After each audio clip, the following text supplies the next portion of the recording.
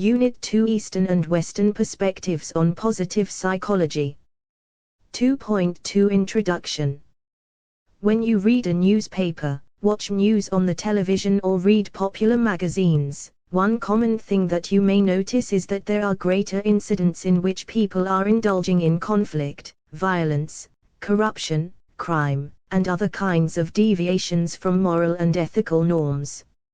In contrast, there are very few reports of cooperation, altruistic behavior, charity, and compassion. Either this may indicate that people are not happy and suffer from various kinds of problems, or stories of hope, values, strengths, and resilience do not excite people as much as stories of conflicts, violence, and negativity. In other words, stories and news of what's wrong in people generate more attention and excitement than stories of positivity. Further, we also find that people in general want to attain peace of mind, happiness, and well-being. Indeed, attaining an enduring state of happiness has been chosen as a goal worth pursuing by individuals and societies across the globe, and this has been there since antiquity. It has become a matter of concern in the modern era with the dominance of market forces, state of cutthroat competition, the ideology of materialism, and a strong belief in individualism. Such a situation frequently causes frustration, conflict, and aggression. The net outcome is that well-being is frequently compromised. The response of psychology to the challenges in human lives to pursue the goals of well-being, productivity, and mental health has traditionally been rooted in a deficit model, except the work of Maslow and some other humanistic psychologists which focused on human goodness. Towards the end of the 20th century, however, a strong academic movement started with a focus on building human strengths. As you have studied in Unit 1, Martin E. P. Seligman in his presidential address to the American Psychological Association, APA, in 1998, reminded that psychology is not just the study of weakness and damage, it is also the study of strength and virtue, which led to the emergence of the field of positive psychology. It emerged as a protest against the deficit model prevalent in the practice of psychology and committed itself to bring in positive changes in individual and organizational lives of the people. It can be noted here that positive psychology retains the perspective of mainstream psychological science and expands its agenda by incorporating the theme of human strengths and positivity. The pursuit of individual self-interest continues as a prime concern. However, the developments in cross-cultural psychology, and indigenous psychology have increasingly drawn attention to the limitations of mainstream approach and advocated for alternative approaches to the study of psychological phenomena which emphasize on the key role of culture.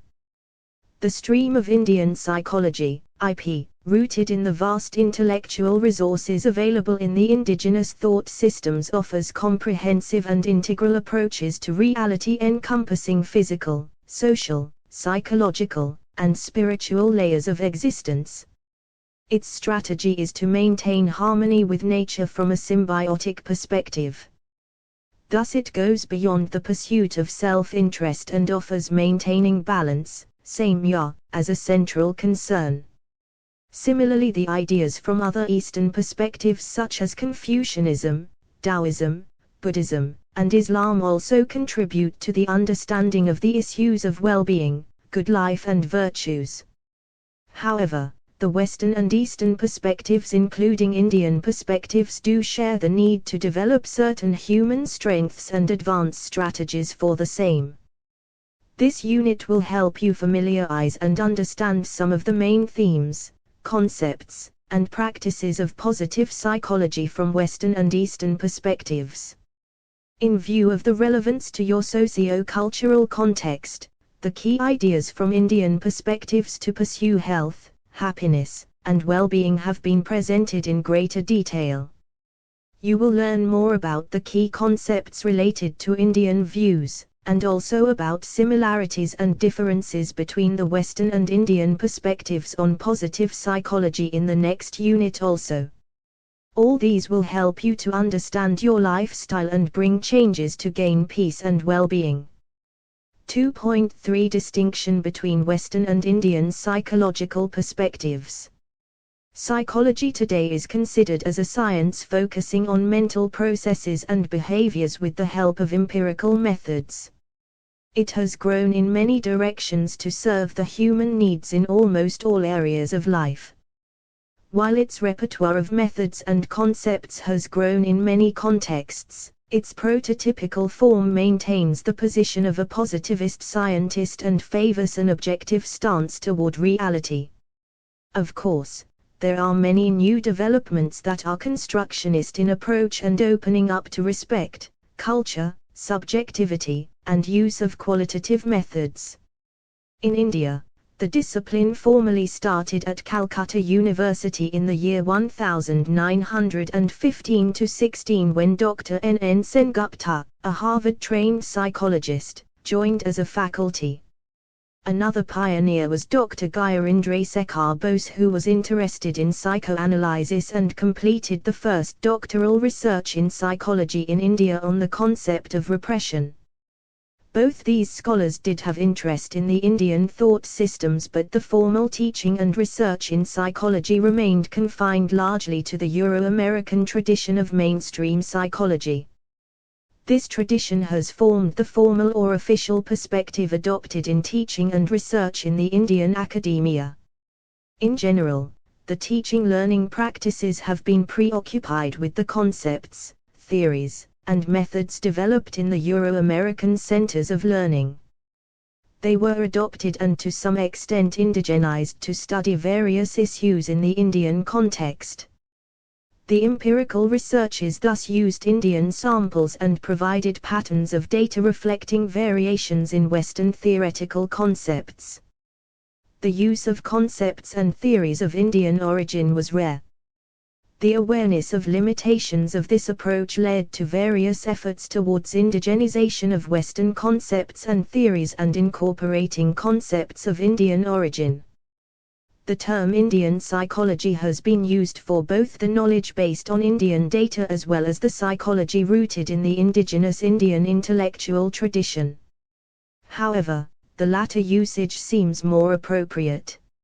In the modern period, the phrase Indian psychology, IP, was first used by Jadunath Sinha to present a review and reconstruction of the repertoire of rich Indian knowledge systems related to mental functions and consciousness. Subsequently, he published 2 more volumes in this series. While there were many sporadic writings, it is only recently that IP has revived and gained some momentum, and several volumes and contributions have been published. As we know, the concepts, theories, and methods of IP have developed through centuries of testing and practice and are quite diverse as reflected in the Vedic literature, Vedas, Reka, Bhma, Upanishads, Vigga, and schools of thought such as Vedanta, Skhya, Yoga, Vaisika, MMA with Macron, SA with Macron, Kafka, Ayurveda, Buddhism, Jainism, and Tantra, to name a few. Out of these, the position of Kafka comes closest to the materialist view held in modern psychology. It did not consider any reality beyond what is perceivable through sensory modality. It advocated that one should enjoy life thoroughly, maximizing pleasure and minimizing pain. But this view could not receive prominence. Most of the other approaches are characterized by deep but diverse kinds of engagement with transcendental reality and are characterized by moral ethical concerns. Also, there exist psychological concepts and insights in the huge corpus of literature of various Indian disciplines, Stra, epics, Mahabharata and Ramayana, Smriti texts, Pura, Dharmastra, Arthastra, Kamastra, etc. Owing to deeply entrenched colonial mindset and institutionalization of Western-centric academic practices, most of these resources are still untapped. Keeping the present context in view, there is a need to familiarize ourselves with the classical Indian psychological perspective. Rao, a prominent figure in the study of Indian psychology, has noted that IP is the study of the person, jiva. This person is not an isolated and disconnected entity, as jiva is transpersonal, bound by transcognitive states. The person is consciousness embodied. Mind is different from consciousness as well as the body/brain machine. Unlike consciousness, the mind is material, albeit subtle. Unlike the brain, the mind has non-local characteristics, that is, it is not constrained by time and space variables, as gross material objects are. Time and space are superimposed by the mind, they are thus the creations of the mind. Yoga is a method of liberation via the realization of transcognitive states. Depending upon one's disposition, one may go for knowledge-focused jnana yoga or devotion-focused bhakti yoga or action-oriented karma yoga. Thus we find that IP is broad-based in its assumptions about reality and encompasses physical, social, moral, and spiritual aspects of functioning in an integrated manner. The consciousness-based IP offers a more coherent framework for psychology than psychology with a material base, as noted in mainstream psychology. Self as a subject is the focus in IP, but in West, it is the object. Experience is at the center of awareness and knowing becomes being. There is direct personal involvement, and Hindu, Buddhist, Jain, and Tantric traditions clearly focus on spiritual development. The works of Sri Aurobindo have attempted to synthesize the Eastern and Western ideas, which clearly indicates the direction in which psychology has to move if it wants to contribute something substantial to our individual and collective development. 2.4 Positive Psychology and Indian Psychological Perspectives. In the Indian scholarly works as well as folk traditions, concerns for health and well-being have been prominent. Profound discussions on the concepts like svasthya, sukha, dukkha, nadar, rojya, and prasanat etc. are available at many places. Similarly, we find elaborate discussions about human strengths like paropakra, shesa, dhairya, ksham, nti, hitma, praji and la etc. However, the framework of the Indian psychological perspectives is different from positive psychology. The Indian perspectives on human nature have been articulated in an integrated way from the position of a higher state of consciousness that transcends the limits of ordinary awareness and space-time constraints. In broad terms, positive psychology draws attention to the exploration of optimal psychological functioning, investigating the nature and correlates of happiness and well-being, and conceptualizing and assessing virtues and character strengths which are quite close to the Greek concept of eudaimonia. This strength-based approach celebrates the self and locates positivity in the individual. It ignores the relational and contextualized self. Thus both the traditions of psychology, IP and PP, emphasize potentials, strengths, and pursuit of well-being. The two streams of knowledge, however, differ in several ways. The way of defining human existence, the basis of awareness, thinking, and action is conceptualized differently. It may be noted that the discipline of modern psychology as developed in the Euro-American settings is rooted in an evolutionary view in which humans are evolved form of animals. In contrast, the Indian view considers human beings as part of the divine. These two divergent standpoints on human nature implicate diverse agendas in regard to the definition of self, life goals, conceptualizing well-being and happiness, and approach to our habitat. Let us now discuss some of the key themes and ideas from the Indian perspective on the concerns of positive psychology. These, however, offer only a selective view and not an exhaustive one. The multilayered structure of human existence. From the Upanishadic period, one finds that human existence is conceived as a multilayered structure that is connected with human development and well-being. The Taittiriya Upanishad describes 5 kosas or sheaths. The first level is Annamaya kosa or bodily sheath. It is concerned with food, the physical body, and the material world. The second level is Pramaya kosa or the sheath related to vital biological functions such as life breath, emotions, and bioenergy. The third level is the sheath of Manomaya kosa, which is made up of the mind. The next level is Vijnanamaya kosa, which relates to higher forms of the mind and the subtle realms like high-order insights, intuition, and clarity of awareness. The final stage is the Nandamaya kosa or the realm of transcendence and blissful release into infinity and perfect awareness. The Nandamaya kosa is full of profound happiness and bliss beyond ordinary experience. Pursuing the middle path. Ayurveda, the Indian system of medicine, as well as the Indian folk wisdom prominently emphasize that the extremes should be avoided, ati savatra vajayita. The Buddhist doctrine of the middle path, Majjhima Paripada, also gives preference to observing the middle way. It may be recalled that Buddhism favors the position of Atma and does not subscribe to the idea of Atman. It also says that everything is changing in this world and nothing is permanent. This may give freedom from everyday suffering. Impermanence, egolessness, and nirvana form the key teachings of Buddha. Pursuit of sthita-prajna or steady wisdom as a desirable state. The text of Srimad Bhagavad Gita with Macron proposes that the state of bliss is an attainable goal. To this end, it recommends that one should move on the path of seeking a state of steady wisdom, sthita-prajna. This state is achievable by training the mind to maintain a state of equanimity in happiness and misery, success and failure, fame and anonymity. It helps to transcend the illusory world full of suffering and attaining bliss. Indeed, it's a model of a perfect person.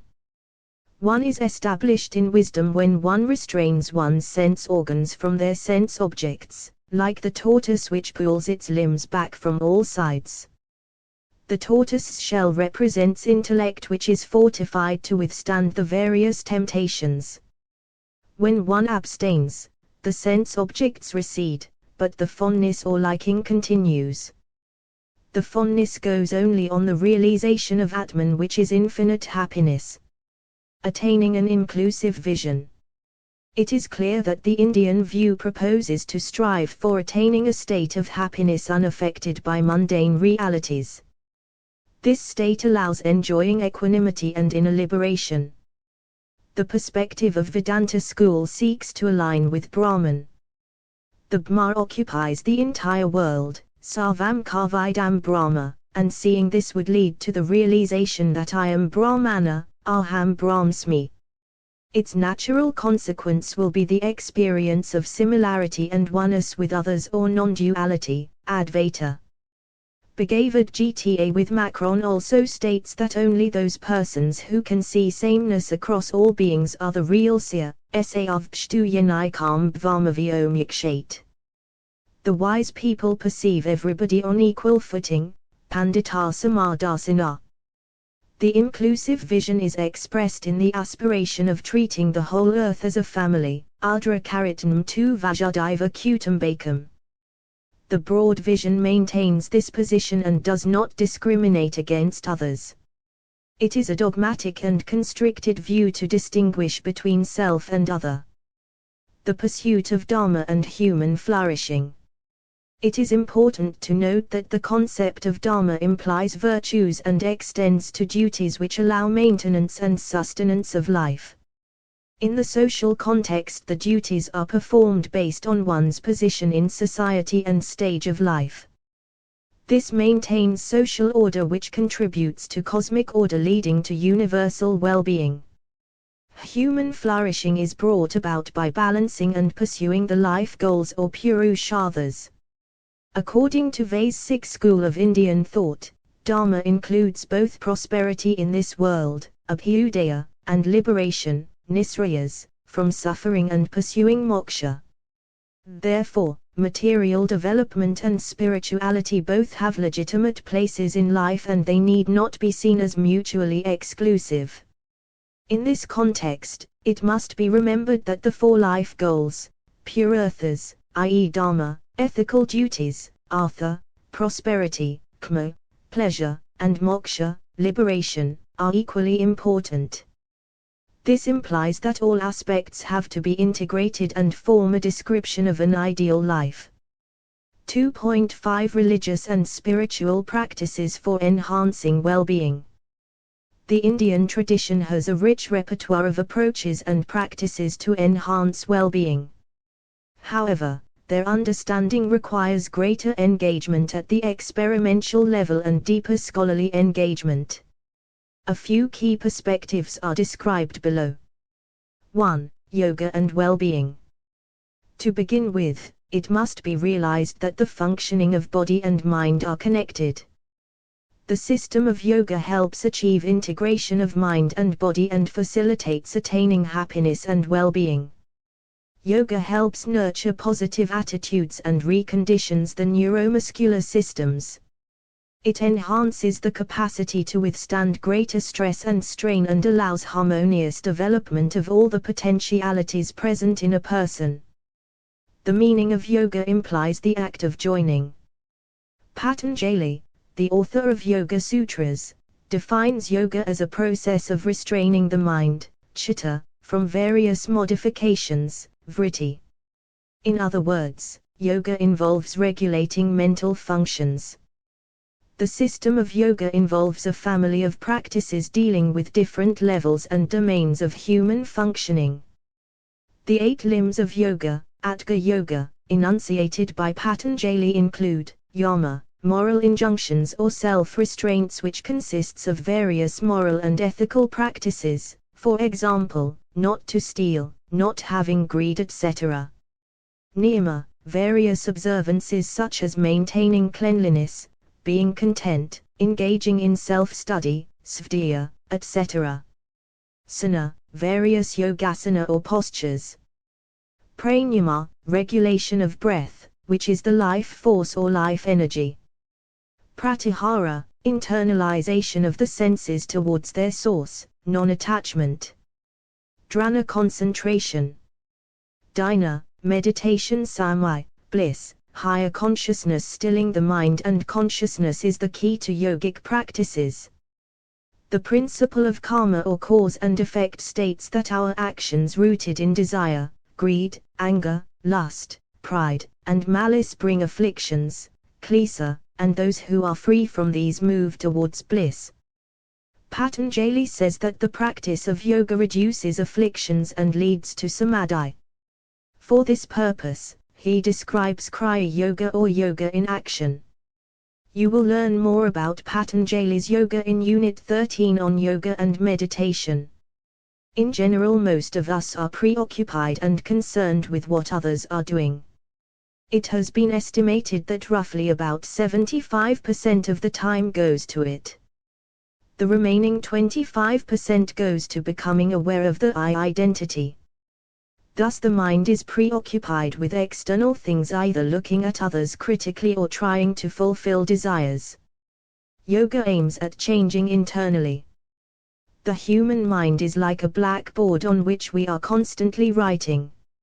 So cleaning of mind of samskaras and karmas while doing purification, we move from awareness to discrimination, performance, and creativity. The journey begins with a desire to develop self-awareness or to discipline the self. 2. Self-mastery, the path towards well-being. We think that enjoyment comes from the external world and we do everything to entertain ourselves with the alluring world. However, we often find that our efforts are futile as the enjoyment comes only to leave us with a feeling of emptiness. The Bhagavad Gita with Macron tells that true enjoyment lies inside us and promotes mastery over ourselves.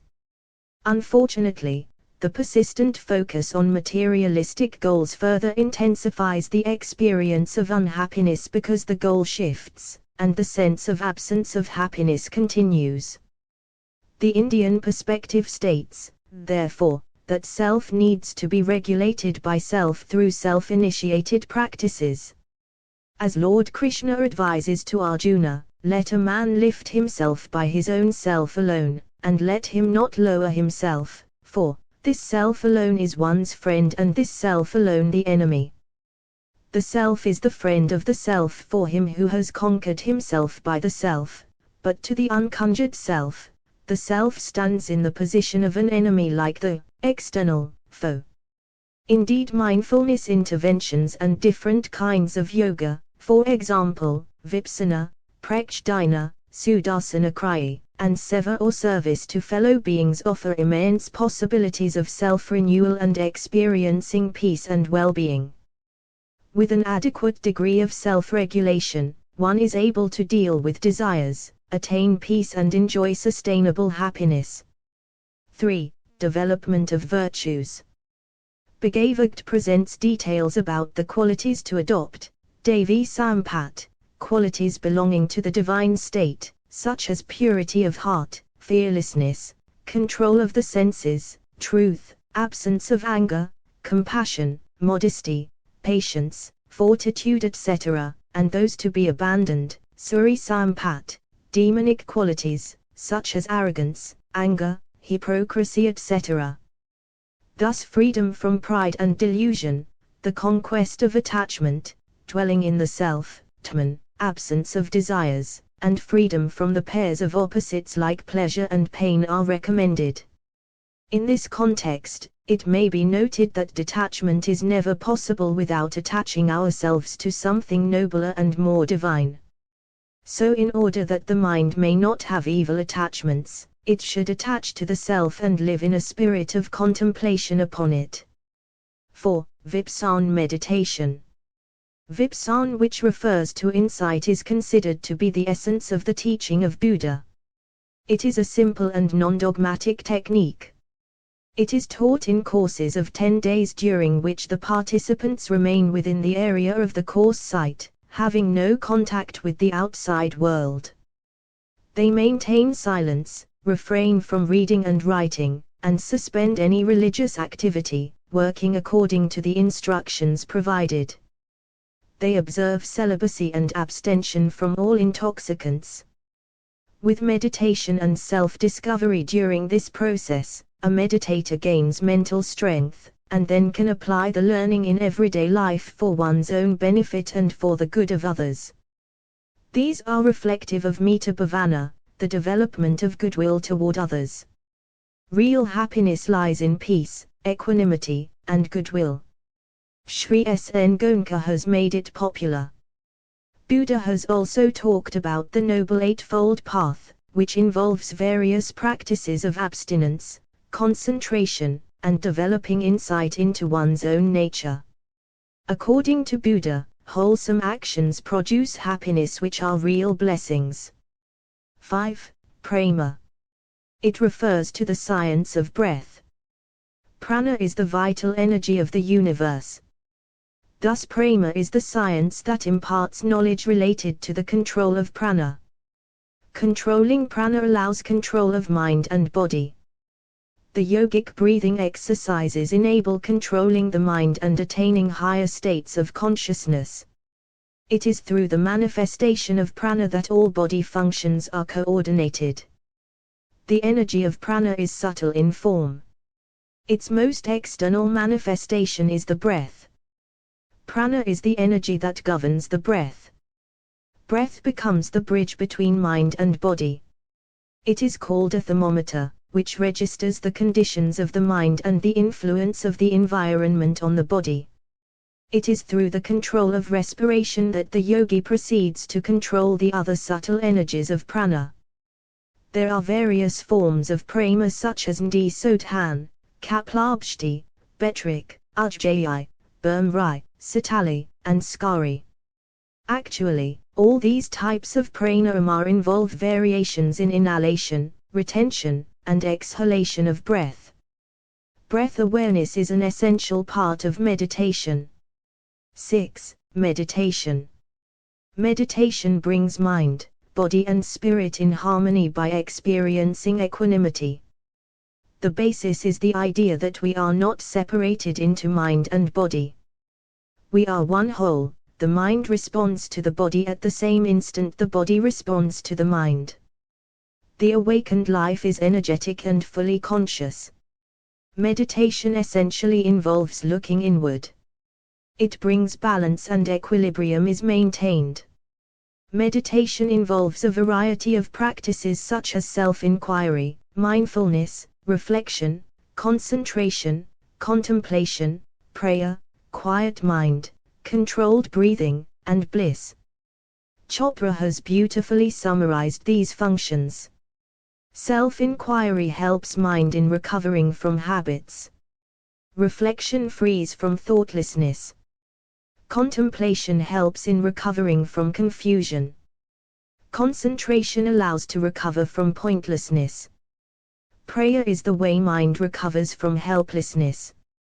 Quiet mind helps recovering from overwork. Controlled breathing allows recovery from stress. Bliss is the way to recover from suffering. In recent years, neuroscientific mechanisms involved in meditation are being investigated. It has been demonstrated that with training we can change our level of consciousness and rise up into levels of consciousness far beyond our ordinary human state. 7. Gunas and Svabha. It may be noted that experiencing the liberation of consciousness demands a radical transformation in one's awareness, which entails modification in one's Svabha. We can understand this in terms of the Triguna or three gunas, i.e. Sattva, Rajas, and Tamas, which represent the principles of illumination and creativity, activity and energy, and inertia, respectively. Thus people are differentiated on the basis of the pattern of relative dominance of the three gunas.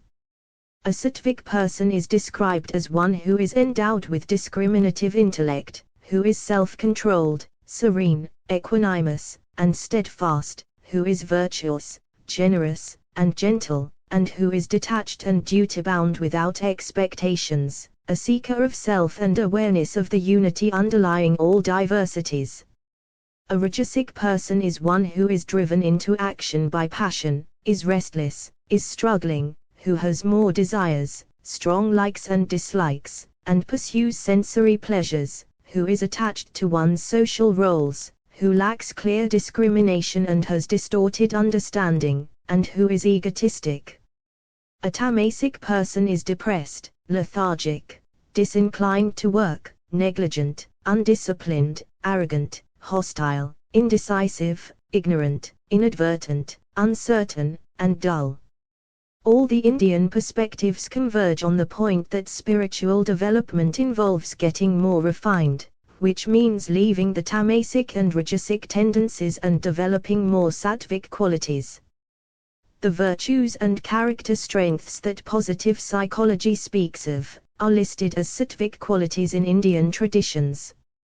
Thus IP emphasizes a comprehensive view of reality and maintains a holistic stance, in which a human being is understood as biological, psychological, and spiritual in nature and is in constant relationship with the whole cosmos. 2.6 Let us sum up.